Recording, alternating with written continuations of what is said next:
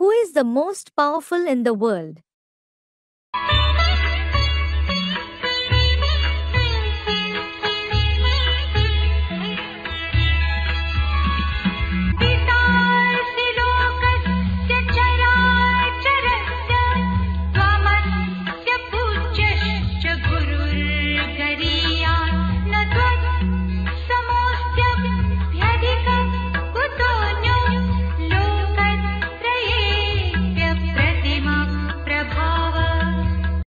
Tvam asi pita asya characharasya lokasya.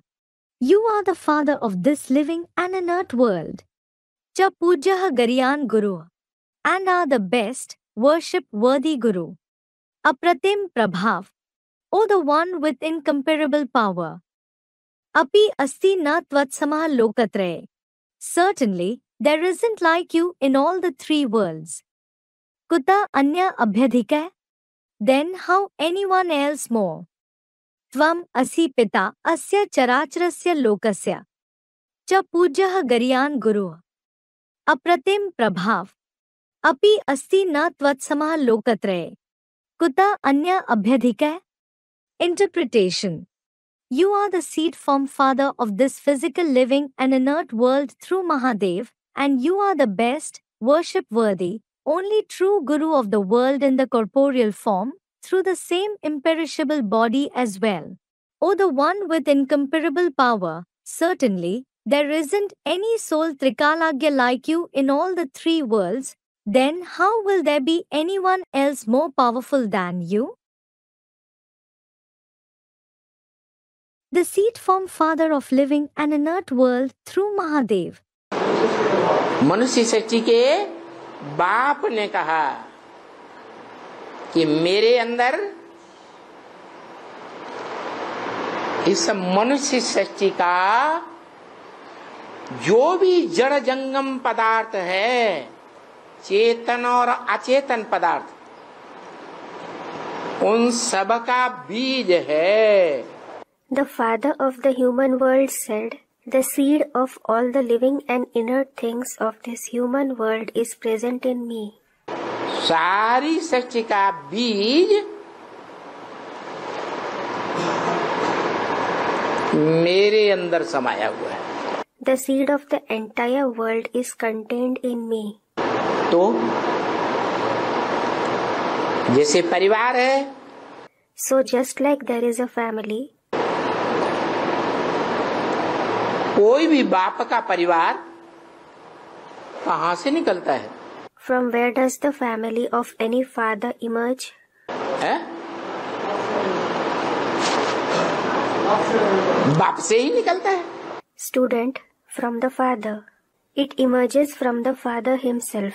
तो ये सारी मनुष्य सृष्टि रूपी जो परिवार है, जो कभी वसुधैव कुटुंबकम था, so this entire family in the form of the human world, which was one family, that is Vasudhaiva Kutumbakam at some point of time, वो सारा जड़ जंगम परिवार, that entire inert and living family, सारी भी मानवीय सृष्टि का परिवार मेरे अंदर समा जाता है. the entire family of the human world merges in me. तो वास्तव में जो भी प्राणी मात्र की आत्माएं हैं, so in reality the soul of all the living beings, चाहे मनुष्य हो, पशु हो, पक्षी हो, whether they are human beings, animals, birds, कीड़े मकोड़े हो, पेड़ पौधे हो, insects and spiders, plants and trees, सबकी आत्माएं इस सच्ची रूपी रंगमंच पर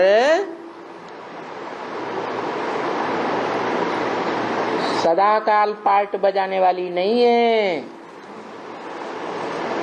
ऑलराउंड पार्ट बजाने वाली नहीं है.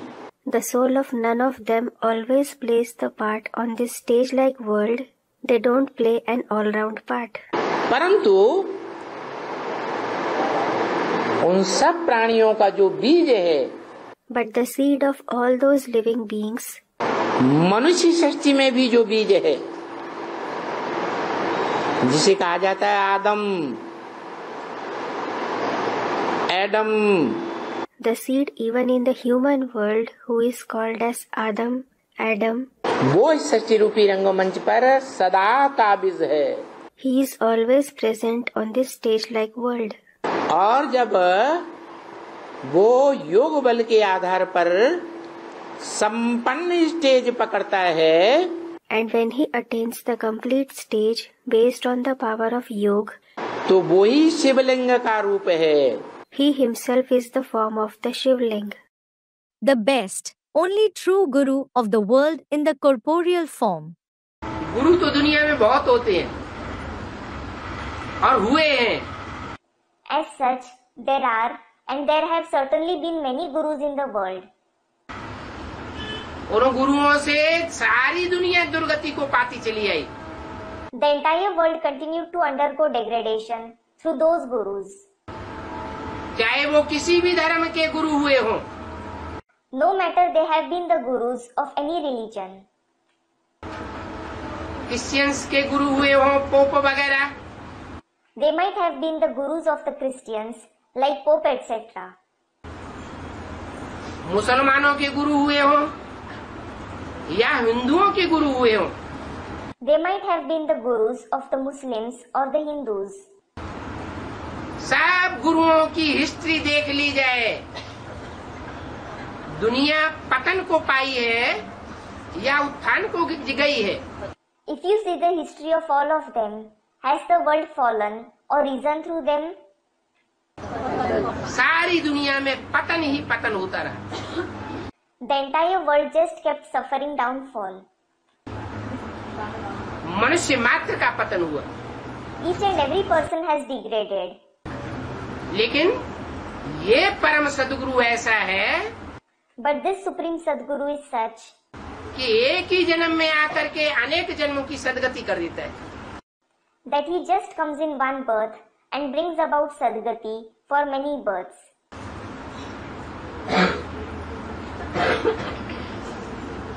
वो गुरु सिर्फ टाइटल रखवाते हैं. Those gurus just take the title. क्या टाइटल रखवाते हैं? What title do they take? Shri Shri 108 Jagat Guru का टाइटल रखवा लेते हैं. They take the title Shri Shri 108 Jagat Guru. लेकिन सारे जगत का तो क्या अपना भी कल्याण नहीं कर पाते. However, leave the topic of the entire world. They aren't able to benefit even themselves. अपनी भी दुर्गति होती है और साथ साथ जो शिष्य बनते हैं उनकी भी दुर्गति होती है. They themselves fall, and along with them, those who become their disciples, they also fall. तो वो सब गुरु हैं कहने मात्र के. So, all of them are gurus just for the sake of saying. उनमें कोई भी सतगुरु नहीं है, माने सच्चा गुरु कोई नहीं है. No one is Sadguru among them.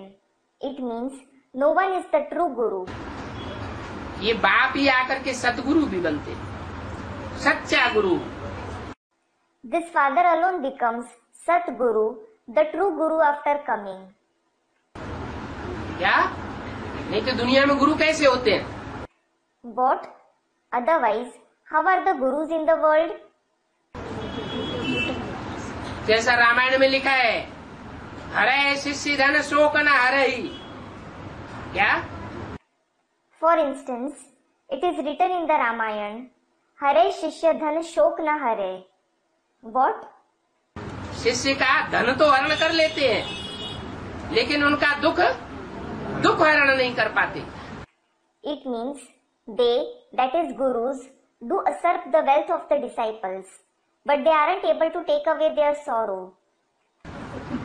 दुख जन्म जन्मांतर के लिए बढ़ता जाता है. Their sorrow continues to increase for many births. उस जन्म में भी दुखी हो जाते हैं. They become sorrowful in the present birth as well. और ये परम सद्गुरु ऐसा है जो जन्म जन्मांतर के लिए शोक का हरण कर लेता है. And the Supreme Sadguru is such who takes away our sorrow for many births. ये सद्गुरु साकार होता है या निराकार होता है? Is this Sadguru corporeal or is he incorporeal? सदगुरु साकार होता है। Students, corporeal. The Sadguru is corporeal. सबका सदगुरु शिव भगवान। God Shiv is the Sadguru of everyone. उसको कहते हैं सिख लोग अकाल मूर्त। Sikhs call him Akal Murt. उसको काल नहीं खा सकता।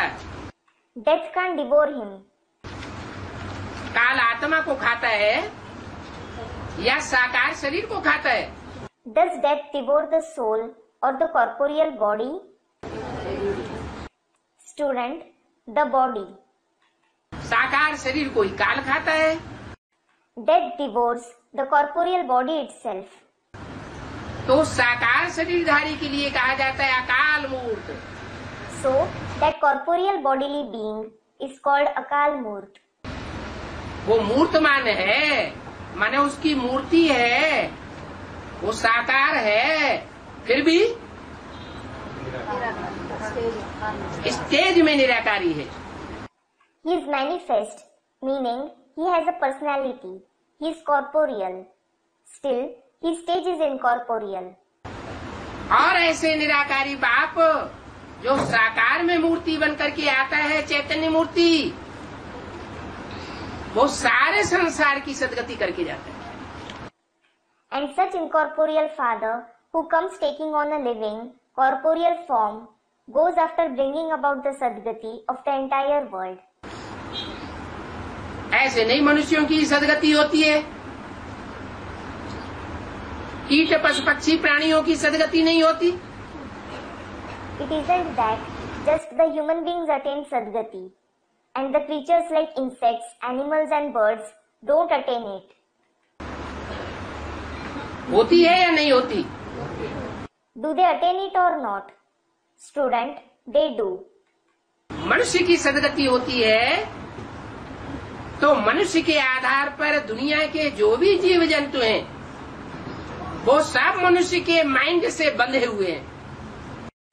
When the human beings attain sadgati, on the basis of the human beings, all the living creatures of the world are connected with the mind of the human beings. मनुष्य ही एक मन बुद्धि वाला प्राणी है।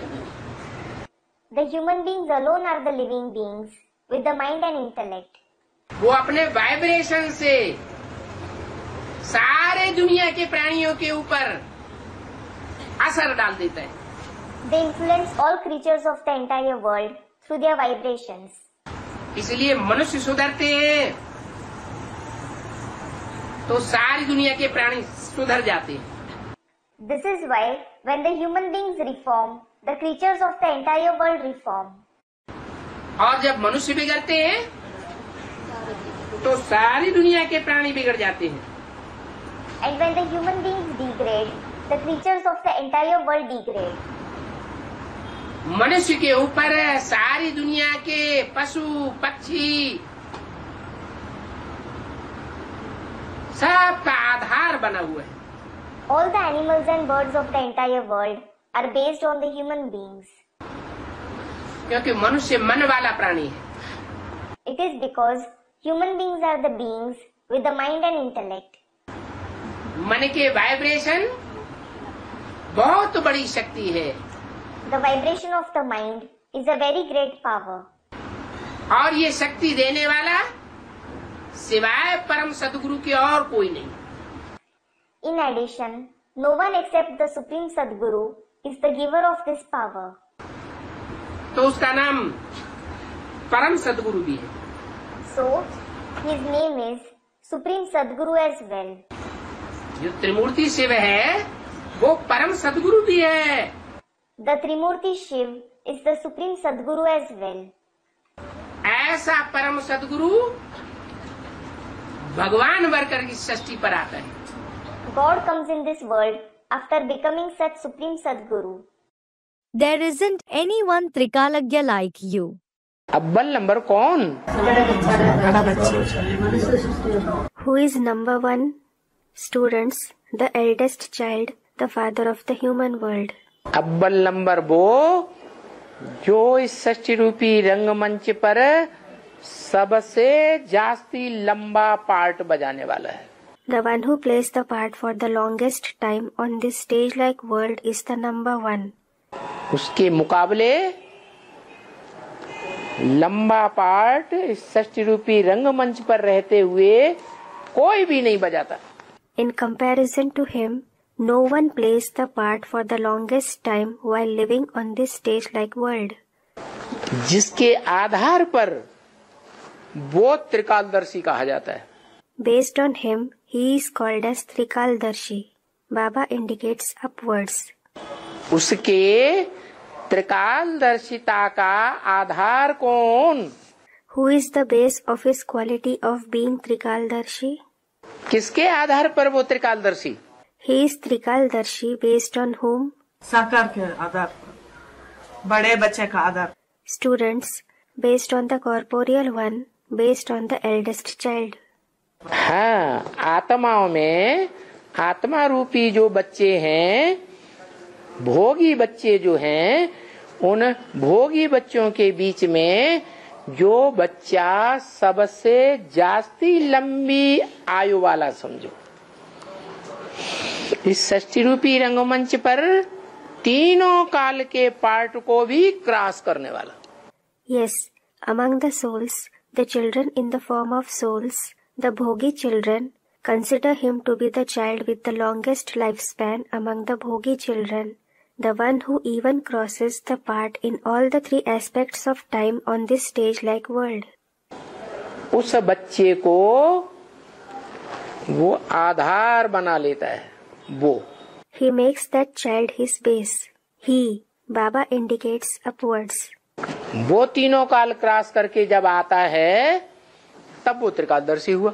When he, that is the eldest child, comes after crossing all the three aspects of time, it is then that he, that is the Supreme Father Shiv, became Trikaldarshi. तीनों काल को क्रॉस न करे और पहले ही शरीर छोड़ दे. If he doesn't cross all the three aspects of time and leaves the body before that, जैसे इब्राहिम, बुद्ध, क्राइस्ट, ये तीनों काल को क्रॉस करके जाते हैं क्या? नहीं, बीच में ही शरीर छोड़ देते. for example, Abraham, Buddha and Christ, do they cross all the three aspects of time and go above? No, they leave the body midway. तो जो आत्मा तीनों काल को क्रॉस करने वाली है उसको कहा जाता है कालों का काल. So, the soul who crosses all the three aspects of time, he is called as the death of the deaths. क्या? What? कालों का काल, Mahakal. Death of the deaths, the great death. जिसको दुनिया में कोई काल खा नहीं सकता, वो सबको खाएगा. Who can't be devoured by death in the world, but he will devour everyone. The most powerful. ग्रह आपस में टकराएंगे तो एक ही ग्रह बचेगा जो शक्तिशाली होगा, वो बृहस्पति या बृहस्पति. तो क्या हद में भी वही है? हद में भी बृहस्पति ग्रह बचेगा विनाशकाल. Student, when the 9 planets clash with each other, only one planet will be left who is the most powerful.